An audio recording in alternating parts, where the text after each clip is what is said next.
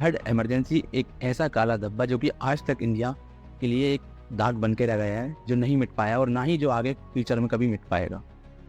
उस टाइम पर कुछ ऐसे अत्याचार इंडियन लोगों पर किए गए थे जिसको आज भी भुलाया नहीं जा सकता है।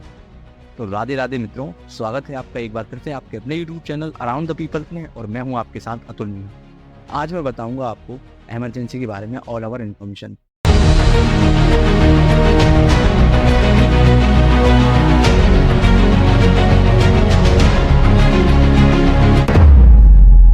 अब तक भारत में 3 बार इमरजेंसी लगाई जा चुकी है, लेकिन सबसे ज़्यादा अगर किसी इमरजेंसी की चर्चा होती है तो वो होती है 1975 में इंदिरा गांधी के द्वारा लगाई गई इमरजेंसी। सबसे पहले ये जानना जरूरी है कि आखिर इमरजेंसी होती है, ये कब लागू की जाती है और इसके नियम कानून क्या होते हैं। इमरजेंसी लगाने के लिए देश में कोई ऐसी स्थिति उत्पन्न हो जहां पर देश को खतरा हो। 2 चीज़ें हो सकती हैं।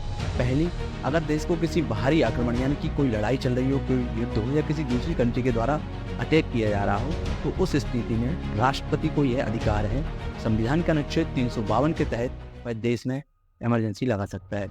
या फिर किसी राज्य में ऐसी स्थिति उत्पन्न हो गई हो जहां पर राज्य का जो वर्तमान शासन है वह सरकार को चलाने में असमर्थ हो, तो उस स्थिति में भी वहां पर राष्ट्रपति शासन लगाया जा सकता है। ये तो आपको पता चला कि इमरजेंसी क्या होती है। अब आपको यह जानना जरूरी है कि आखिर इमरजेंसी पर क्या होता है। तो इमरजेंसी में जो लोगों के मौलिक अधिकार होते हैं वह नष्ट कर दिए जाते हैं स्थायी तौर पर, अस्थायी तौर पर, क्योंकि कुछ समय के लिए जब तक इमरजेंसी रहेगी तब तक जो भी नागरिक होते हैं उनके मौलिक अधिकार उनसे छीन लिए जाते हैं, और कई और भी ऐसी चीज़ें रहती हैं जिन पर प्रतिबंध लगा दिया जाता है। कुल मिलाकर आप ये कह सकते हैं कि इमरजेंसी के दौरान जो नागरिक होते हैं उनकी डोर सरकार के हाथ में होती है, वह कठपुतली बनकर रह जाते हैं। जैसा सरकार चाहती है उन्हें उस तरीके से अपना जीवन यापन करना पड़ता है जब तक कि इमरजेंसी देश में ना। इंडिया में अब तक 3 बार इमरजेंसी लगाई गई है। 2 बार जो इमरजेंसी लगाई गई थी उसके पीछे एक वैलिड रीजन था। फर्स्ट इमरजेंसी 1962 में लगाई गई थी। क्यों? क्योंकि उस टाइम पर इंडिया और चाइना का वार चल रहा था। यही कारण था कि वहाँ पर देश पर खतरा था, वहाँ पर इमरजेंसी लगाना जरूरी था और मजबूरी थी। इसी कारण से वहाँ पर इमरजेंसी लगाई गई थी। अब दूसरी इमरजेंसी जो लगाई गई थी वो लगाई गई थी 1971 में।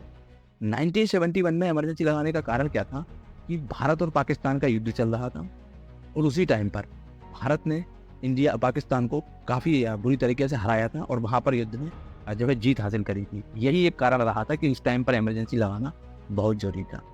अब हम बात करते हैं सबसे चर्चित इमरजेंसी यानी कि 1975, वो इमरजेंसी जिस इमरजेंसी की चर्चा आज पूरी दुनिया में की जाती है, और कहीं ना कहीं उस इमरजेंसी की तुलना एडोल्फ हिटलर की जो जनसंहार किया गया था उससे भी की जाती है, क्योंकि कुछ चीज़ें मेल खाती हैं जो कि हिटलर की जो नीति अपनाई गई थी जर्मनी में 1914 से लेकर 1945 के बीच में, उसी नीति की तरह यहाँ पर भी 1975 में इमरजेंसी लगाकर कुछ उसकी झलकियाँ आपको इस इमरजेंसी में दिखाई देंगी। आप हमारे साथ बने रहिए, आज मैं आपको पूरी इन्फॉर्मेशन दूंगा इमरजेंसी के बारे में। समय था 1970, यानी कि 1965 और 1970 के बीच का समय था। उस टाइम पे क्या हो रहा था कि भारत में कांग्रेस का वर्चस्व एक बहुत ही तेजी से चल रहा था। ऐसी कोई पार्टी नहीं थी जो कि कांग्रेस को एक टक्कर दे पाए।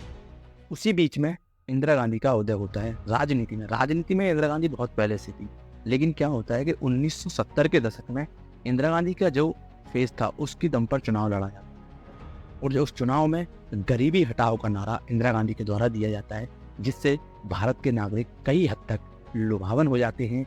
और इसी के चलते इंदिरा गांधी को उस चुनाव में लगभग 512 सीटें टोटल थी, जिसमें से 352 सीटें इंदिरा गांधी की सरकार यानी कांग्रेस को मिली थी, और बहुमत प्राप्त कर कांग्रेस ने प्रचंड बहुमत के साथ भारत में सरकार बनाई। उस टाइम पर केवल तमिलनाडु एक ऐसा राज्य था जहां पर गैर कांग्रेसी सरकार थी, बाकी हर राज्य में जो है कांग्रेस शासन कर रही थी। अब क्या हुआ था कि इस टाइम तक इंदिरा गांधी ने पहली चीज तो यह रही थी कि चुनाव में जीतने के 2 कारण थे। एक तो गरीबी हटाओ का नारा दिया, इससे कहीं ना कहीं लोगों में लालच आ गया, और दूसरा चीज था वो यह था कि भारत पाकिस्तान का जो युद्ध हुआ था उसका जीत का श्रेय इंदिरा गांधी ने सारा अपने ऊपर ले लिया। यही कारण रहा था कि चुनाव में प्रचंड बहुमत के साथ कांग्रेस ने सरकार बनाई और इंदिरा गांधी के द्वारा प्रधानमंत्री पद की शपथ ली गई। उसी के साथ साथ इंदिरा गांधी ने उत्तर प्रदेश के रायबरेली लोकसभा सीट से अपने विरोधी यानी कि राज नारायण जी को बहुत ही बहुमतों के साथ जीत हासिल करी थी। लगभग ऐसा बताया जाता है कि 1 लाख मतों से राज नारायण को इंदिरा गांधी ने हराया था। और यहीं से जन्म हुआ था थर्ड इमरजेंसी का। क्योंकि जब राजनारायण को 1 लाख वोटों से हराया गया तो उन्हें यह बात कहीं ना कहीं हजम नहीं, और उन्होंने इंदिरा गांधी पर गलत तरीके से चुनाव जीतने का आरोप लगाते हुए इलाहाबाद हाई कोर्ट में एक याचिका 1971 में दाखिल की। उस याचिका की सुनवाई चली और उस याचिका पर 12 जून 1974 को फैसला आया, जिसमें हाई कोर्ट ने यह माना कि इंदिरा गांधी ने सरकारी मशीनों का गलत उपयोग करके चुनाव को जीता है। यही कारण रहा कि इंदिरा गांधी के चुनाव को अमान्य घोषित कर दिया गया और 6 साल तक उन्हें चुनाव नहीं लड़ने पर प्रतिबंध लगा दिया। और यहाँ से जन्म होता है थर्ड इमरजेंसी की। शुरुआत हो चुकी थी और वक्त था उसकी तारीख को तय करने का। तारीख तय करने के इंतजार में इंदिरा गांधी कहीं ना कहीं विचार कर रही और सोच रही थी कि आखिर कब इमरजेंसी लगाई जाए। फिर वह क्या करती है कि इलाहाबाद हाई कोर्ट का जो फैसला होता है उसे सुप्रीम कोर्ट में चुनौती दी। सुप्रीम कोर्ट में चुनौती देने के बाद 24 जून 1975 को सुप्रीम कोर्ट ने इलाहाबाद हाई कोर्ट का जो फैसला आया था उसे बरकरार रखा और इंदिरा गांधी को प्रधानमंत्री पद पर बने रहने की अनुमति दी, लेकिन संसद में वोट करने का अधिकार उनसे छीन लिया और जो भी प्रधानमंत्री को विशेष अधिकार मिलते थे वह सारे अधिकार पर रोक लगा दी। अब इंदिरा गांधी यहाँ से एकदम से सत्ता जाते हुए देखने लगी। उन्हें यह डर हो गया था कि सत्ता अब मेरे हाथों से जाने वाली है, और यही कारण रहा कि बहुत सोच विचार करने के बाद उन्होंने देश में इमरजेंसी थोप। 26 जून 1975 की सुबह जब भारत के लोगों ने अपने रेडियो न्यूज सुनने के लिए ऑन किए तो उस वक्त उन्हें जो आवाज सुनाई दी वो न्यूज एंकर की। वो आवाज भारत की तत्कालीन प्रधानमंत्री श्रीमती इंदिरा गांधी की थी। आइए सुनाते हैं आपको वो ऑडियो। भाइयों और बहनों, राष्ट्रपति जी ने आपातकाल की घोषणा की है। इससे आतंकित होने का कोई कारण नहीं है। ये ऑडियो अभी आपने जो सुनी है, इस ऑडियो को सुन लिया होगा और उस ऑडियो से आपको समझ में आ गया होगा कि आखिर उस समय देश में क्या घटित हुआ। अब क्या होता है कि अगर किसी राज्य या देश में जब राष्ट्रपति शासन यानी कि इमरजेंसी लगानी होती है तो सबसे पहले तत्कालीन सरकार के मंत्रिपरिषद की लिखित में राष्ट्रपति से अनुशंसा करना होता है। उसके बाद ही वहां पर राष्ट्रपति शासन लगाया जा सकता है। लेकिन आपको ये बात बता दें कि 1975 में जो इमरजेंसी लगाई गई थी उसमें इंदिरा गांधी के द्वारा कोई भी औपचारिक बैठक मंत्रिपरिषद के साथ नहीं की गई थी। उन्होंने बिना औपचारिक बैठक के ही राष्ट्रपति जी से इमरजेंसी लगाने की अनुशंसा कर डाली, क्योंकि उनको तो इमरजेंसी लगवाना। अब इमरजेंसी लगने के बाद क्या होता है कि अब उन्हें जो विरोध प्रदर्शन उनके खिलाफ में चल रहे थे, क्योंकि उनके खिलाफ में जब अमान्य जब उनका चुनाव घोषित किया गया था उसके बाद से ही विरोध प्रदर्शन चलना स्टार्ट हो गया था, उन पर रोक लगाने। 25 जून 1975 को जयप्रकाश नारायण के द्वारा दिल्ली के रामलीला मैदान में एक विशाल जन आंदोलन को संबोधित किया गया, जिसमें एक नारा दिया गया कि सिंहासन खाली करो, जनता आती। और कहीं ना कहीं इंदिरा गांधी को डर था कि जयप्रकाश नारायण उनकी सत्ता को डुबा सकते। यही कारण रहा कि इमरजेंसी के बाद जो दूसरा सबसे महत्वपूर्ण फैसला इंदिरा गांधी के द्वारा किया गया वो किया गया कि जो भी उनका विरोध कर रहे थे उनको गिरफ्तार करवा।